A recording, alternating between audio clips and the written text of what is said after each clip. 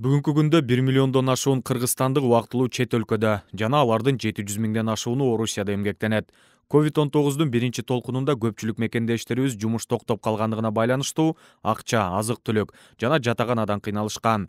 Мындан улам мекендештерибизге жардам көрсөтүү максатында Кыргызстандын Орусиядагы элчилигинин алдында атайын штаб ачылган.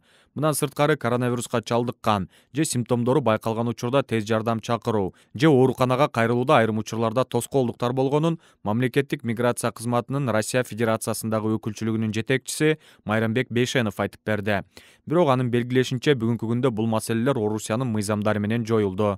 Азыркы убакта пандемия боюнча российский законодательство порядокто өзгөрүүлөр киргизилген. Азыркы убакта любой жаран скорую помощь чакырса, ковид боюнча дагы иностранец болобу же башка мамлекеттен болсо дагы ошолорго биринчи жардам берилет. Майрамбек Бейшеновдун кошумчалашынча, милдеттүү медициналык камсыздандыруунун жардамы менен да дарыгерге кайрылуу оңой жана камсыздандыруунун эки түрү бар. ЕС киргенден кийин биздин мигранттарыбызга милдеттүү медициналык страхование пайда болду. Биздин мигранттар ошого ээ болушту.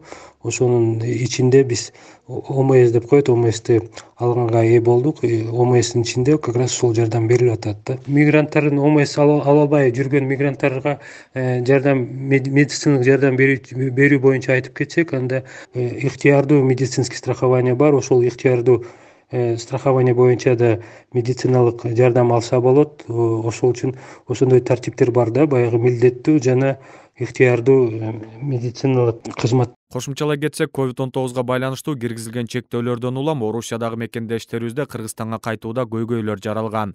Алса Казакстан менен Орусиянын чек арасында жана Орусиянын аэропортторунда жумалап калып кеткен мекендештерибиз болгон.